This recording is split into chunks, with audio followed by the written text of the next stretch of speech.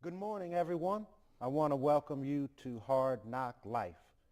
Hard Knock Life is a new, brand that I've started, and it's designed to get into various aspects of life. My planned focus has to do with folks that are working folks.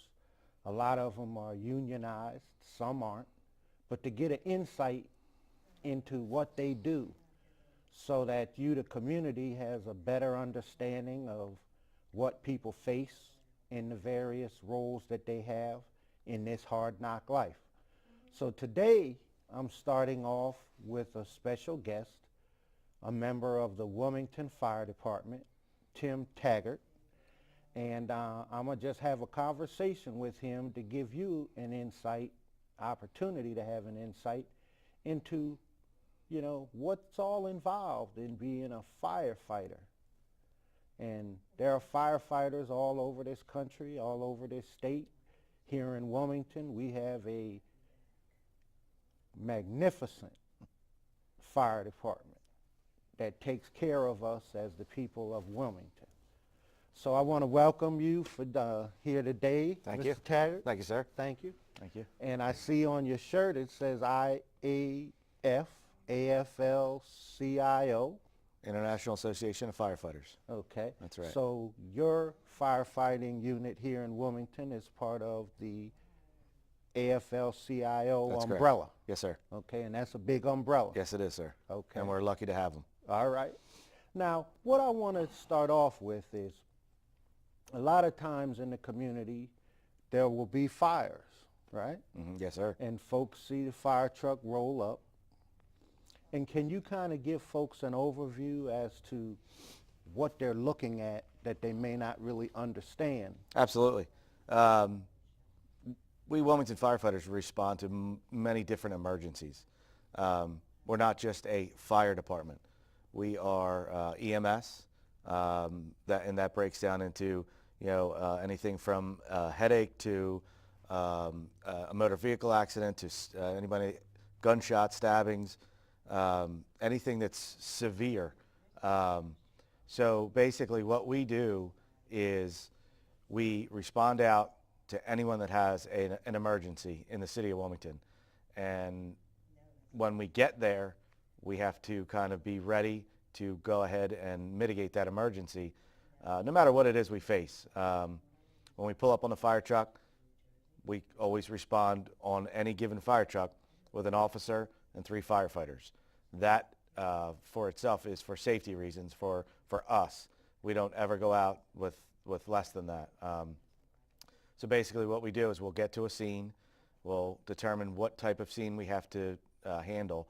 And now in the city of Wilmington, we respond as engine companies, which is the truck that carries the water that responds to any kind of emergency. We also have a ladder truck. There's 2 of those in the city.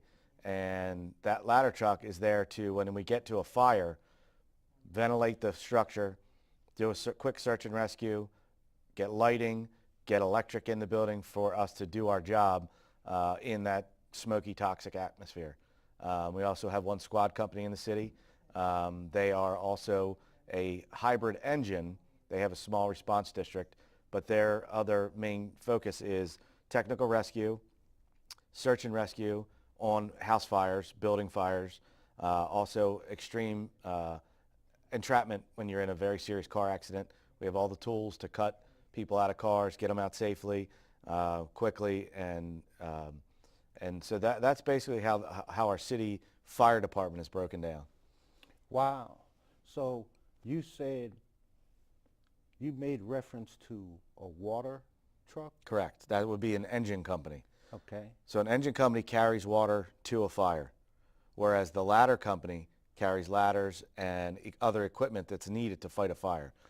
So the water company, the engine company, actually also carries, along with the ladder, but the engine companies provide medical assistance to citizens in the geographic area that they are located. So our stations are geographically located throughout the city. Those engine companies will be dispatched to medical runs to get there as fast as we can to provide the service that the citizens need to mitigate that problem. So a lot of people have a lot of specific roles, because I heard you mention, seem like almost like preparation to fight the fire, Absolutely. right? Before you really get into fighting the fire, even though I guess you can't wait, but you have to kind of wait for safety purposes. And some of the things that we have to do is prepare ahead of time. So the Wilmington Fire Department also has a fire marshal's office, which goes out, does inspections, makes sure the buildings are safe, make sure that things are being done correctly in renovations, in home improvements, which, you know, sometimes people don't, they think L&I does that all. Well, L&I is a vital role, but the Wilmington Fire Marshal's Office also goes out, and they do a lot of things like that. And even the individual fire companies, every day, we go out, walk through buildings, do inspections, and if we find problems, we turn that over to the Fire Marshal's Office for them to take their expertise in and correct the problem. Okay, so I guess as a firefighter, I mean, when you wake up in the morning and it's time to go to work, right? Like I grab my cell phone. Everybody grabs their cell phone these days. And I might grab certain papers I want to bring with me. I grab my jump drive. Mm-hmm. I may need to bring a computer with me, may not. And when I get where I'm going, I kind of know what I'm going to face each day. I mean, it can vary a little bit, but basically, you know, I know what I'm going to face. So kind of tell me about what the life is like, you know, the alarm, the bell rings in the morning to wake you up. It starts in the morning for us. We work a 24-hour on, 72-hour shift, which is a good shift for us. It can be a long shift because you get multiple fires. You know, there's been times the other day during the snow ice storm, I was working and we had 17 runs in 24 hours. So, you know, you do take a beat, and we're not just sitting around, you know, drinking coffee or playing cards. You know, we're working. So when I start my morning, you know, I get up. Usually I have to get my kids to school, get them out the door. My wife will take them to school, and, you know, then I prepare myself. I have to be at work at 7 a.m. I have food that I have to worry about for the day. You know, I bring my breakfast, lunch, and dinner, and we always eat dinner together. That's a big thing in a firehouse, mainly, that we always sit down at the table together and eat as a group. It brings unity, it brings harmony between the men and women that you're working with, because we are a brotherhood and a sisterhood that rely on each other, not only in good times, but especially in bad times. So I get to work in the morning. I recently was just promoted to the rank and grade of lieutenant, and I came from the squad company that was responsible for all the stuff that I described earlier. So I'll start with just basically what I did then as a firefighter. You come in and you have to do a truck check as a driver, as the nozzleman, the hydrant man. You have to make sure that every single piece of equipment on that fire truck is ready to go, because at any given moment you need it. And it's not, you don't want to find that piece of equipment not operating properly if you're in an extreme situation where you need it right now. It's too late if it's broken then. Then you have to go to plan B. We don't like plan Bs in the fire department. Okay. So I leave for work. I get to work now as a lieutenant, and I have to kind of supervise the guys, make sure that everything's getting done. And it's an easy job for me, because firefighters are just into the job. I mean, you don't want to become a firefighter unless you have something special inside of you, because being a firefighter is not the glory that you watch on Chicago Fire or Rescue Me or any of these other shows that, you know, people on their sofas are watching at home. We actually like to do the job. We love to do the job. I didn't sign up for this job to become a millionaire. I signed up this job to help others, and that's been my goal for 18 years now. It's just help others. Wow. Congratulations on your promotion. Thank you very much. And, you know, I think it's only appropriate to take a moment to express the condolences and also gratitude because some of your brothers and sisters recently passed away. And I guess, a lot of times we go through long periods of times where that does not happen. Thank But God. when it does happen, it puts the reality right in everybody's face as to like the serious difficulties and the possibility of folks making the ultimate sacrifice to do what you just said, to save others. And so, if you have anything that you'd like to share with our viewing audience as a fighter, as a person who's part of that department, and you're still here, and how that makes you feel, and what can you share to give insight? Because folks that aren't firefighters, they may not really fully understand. Mm-hmm. They appreciate Mm-hmm. firefighters, but they may not really understand. The morning of September 24th was the greatest tragedy the City of Wilmington Fire Department has had, and I'm going to say it has affected every single one of us in a deep, deep, deep way. Artie Hope was a fantastic firefighter. She was always looking to give back to someone else. She was about to retire.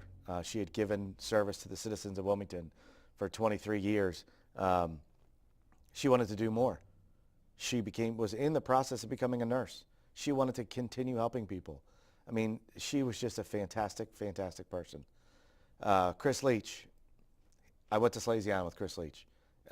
Everybody, we as Salesians loved helping others all through our high school career, and then even passing on into the fire department.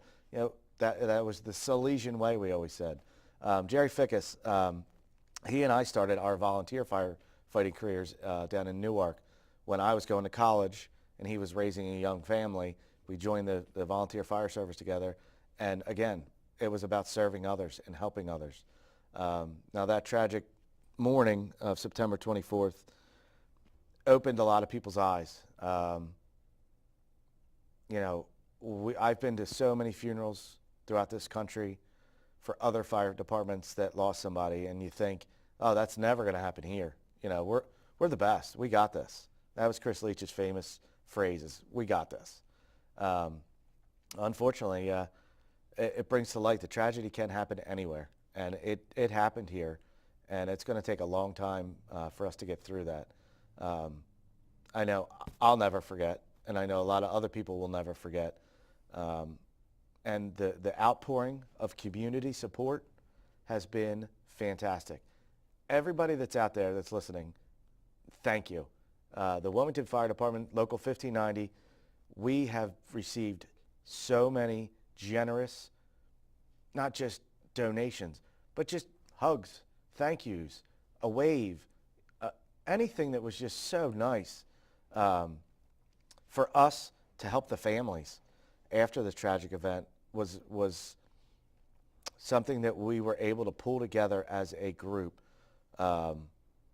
Our union stood strong and supported those families from start to finish. Our gentleman from the International Association of Firefighters from D.C. swept in and just helped us in every way they could to help us help the families. And then the amount of community support that helped us was overwhelming. It was fantastic. It was just great. Okay. Wow. Wow is the right word, because I was there that morning. I wasn't working, but I was home. And as the union vice president, I would get messages when there was something serious going on. And so it was only a few blocks from my house. So I responded to that fire just when tragedy was actually really striking. And wow is the right word, because it was devastating to our members. And it will be for a long time. Now, if I understand this correctly, at the end of the day, they ended up determining that the fire was set. Is that correct? That's what the fire marshal's office, the state fire marshals, the ATF, they made a conclusion, and there is someone that's in jail right now for setting that fire, yes. You know, I want my viewing audience, I want everybody to really think about this for a second. Being a firefighter, it's dangerous enough when it's an accidental fire. And like I just ask everybody out there, please don't be involved in intentionally setting fires, because you're putting people, you're not just putting the people in that house and the houses next door in danger. You're also having firefighters come in to fight a fire that they don't need to be at. So don't do that. If you're upset about something, don't intentionally set fires. Don't even set them in a garbage can, because they have to come to those fires as well, and you don't know what's in the bottom of the garbage can that can blow up. And as far as your young kids go, keep the matches away if you can. Accidents do happen, but try to take precaution. If you're in a house with young kids, try to keep the matches put up, because these guys, they don't need the extra work. There's enough stuff that they need to go to that are accidental fires.